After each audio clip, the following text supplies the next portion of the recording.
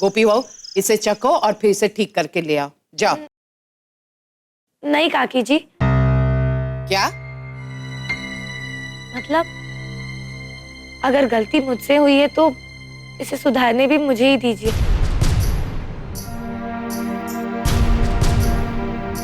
ऐसे तो मैं कभी भी कुछ भी नहीं सीख पाऊंगी। राशि, बेसिर पैर की बात मत करो। काकी जी प्लीज देखिए, प्लीज मुझे खुद से करने दीजिए ना।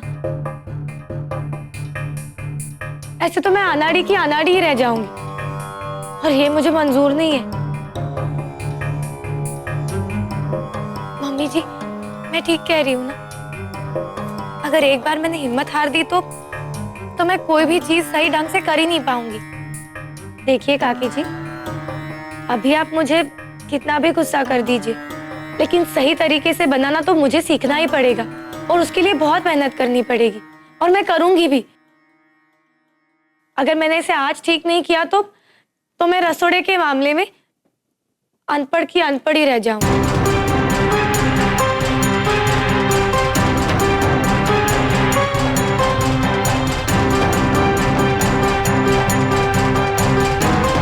हाँ कोकिला, राशि सही कह रही है। गलतियां करके ही सही, इसे धीरे धीरे सब सीख जाना चाहिए। बल्कि गोपी को भी अपनी पढ़ाई यूं नहीं छोड़ देनी चाहिए।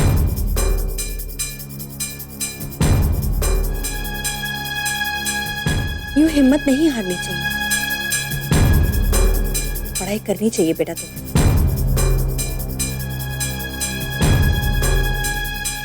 मोटा भाभी, यानी आप ये कहना चाह रही हैं कि मैं मेरी गोपी बहू के लिए दूसरे गुरुजी का इंतजाम करूं? नहीं नहीं काकी जी, हम क्यों ना गोपी भाभी को स्कूल भेजें।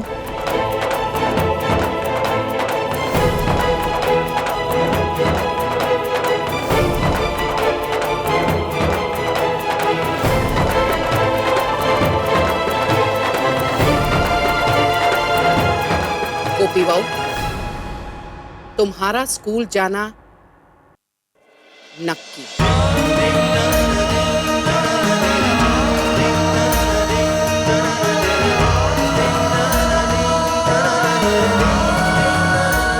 कोकिला, ये तुमने बिल्कुल सही और अच्छा फैसला किया।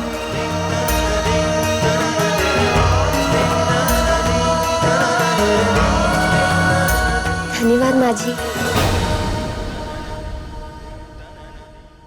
एक मिनट गोपी बहू, मैंने आज सुबह भी तुम्हें बहुत अच्छी तरह से समझाया था और मुझे लगा भी कि तुम समझ गई हो कि उम्र के लिहाज से अभी तुम्हारे लिए पढ़ाई मुश्किल है।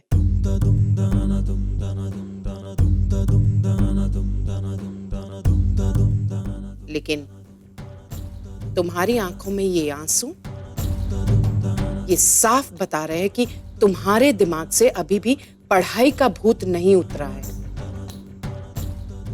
तो फिर मैं तुम्हें कैसे रोक सकती?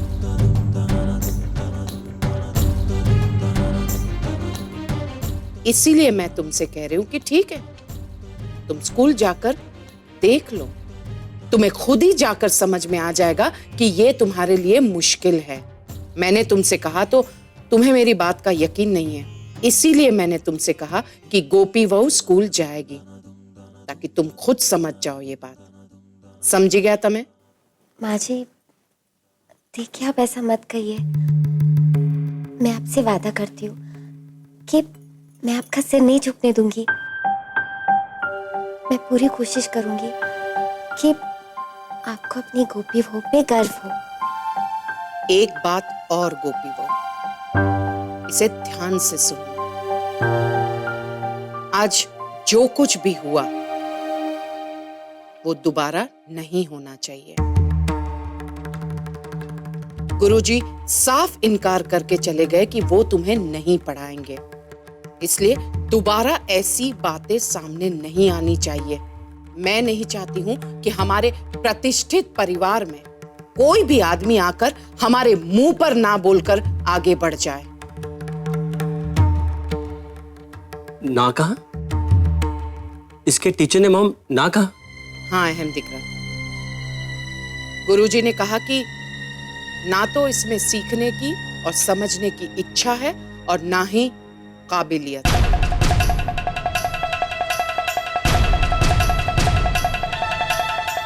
ये सुनकर मुझे हैरानी नहीं हुई मॉम, क्योंकि जो इंसान घर बैठे टीचर के पूरा ध्यान देकर पढ़ाने के बावजूद नहीं पढ़ पाता, वो स्कूल जाकर क्या करेगा? लेकिन ठीक है मॉम, इसे स्कूल जाने दीजिए। जब वहां से भी इसे यही कहकर निकाल दिया जाएगा कि इसका पढ़ने का मन नहीं है, तो खुद ब खुद इसकी अकल ठिकाने आ जाएगी।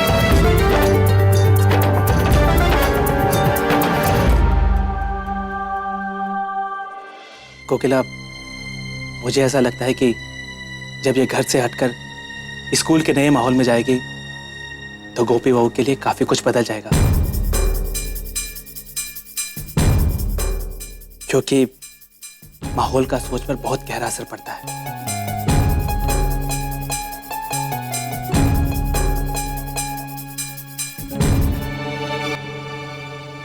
मॉम, मुझे कुछ कहा।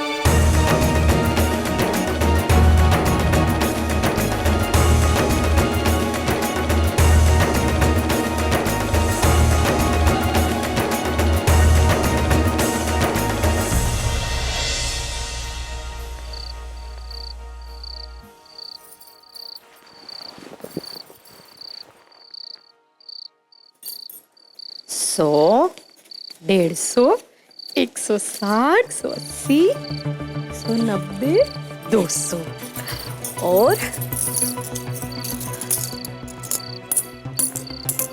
आज तो बहु कमाड़ी थी। ऐसे भी सारा दिन उस दुकान में माथा पट्टी करने के बाद इतना तो अपने हिस्से आना चाहिए ना। अरे हाँ राशि दिकरा बोल। मम्मी, आपकी कलाकारी काम आ गई। कल गोपी स्कूल के एडमिशन के लिए जाएगी। हाँ वैसे मम्मी, आप जानती है कागड़ी ने गोपी को स्कूल भेजने के लिए क्यों हाँ कहा? क्योंकि वो भी जानती है कि गोपी तो पढ़ नहीं सकती, बस उसकी जिद है इसलिए पूरी करनी है। और तो और पहले से उस गोपी की वजह से घर में इतनी सारी नौटंकी हो चुकी है। चलो सरस, जो हम चाहते थे वही हुआ। देख दिकरा, अब ये मौका अपने हाथ से मत गवाना और घर का काम मन से करना। हाँ मम्मी, और अब तो करीब करीब मणि ठीक भी हो रही, तो मैं अपने सारे काम उससे करवा लूंगी। खबरदार, खबरदार जो मणि ने मदद ली थी छे तो। हाँ? एक तो अभी अभी उसकी तबीयत ठीक हुई है, अगर फिर से उसे कुछ हो गया तो इस बार गोपी के नहीं तेरे गले में फंदा गिरेगा। वो कागड़ी तो तुझे सीधा राजपाल नगर भेज देगी। हमारी बात ध्यान से सांभळ। जैसे मैं उस छोटी कागड़ी के साथ होशियारी से और चालाकी से काम निकलवाती हूँ ना, वैसे ही तू कुछ कर। क्या मम्मी, आधे दिन तो वो छोटी कागड़ी आपको घर के कामों में लगाए रखती है, और तो और आपको उसके इशारों पे नाचना भी पड़। जैसा कहा है वैसे कर। जय श्री कृष्णा। ये रोशी भी ना आजकल बहुत बोलने लगी है।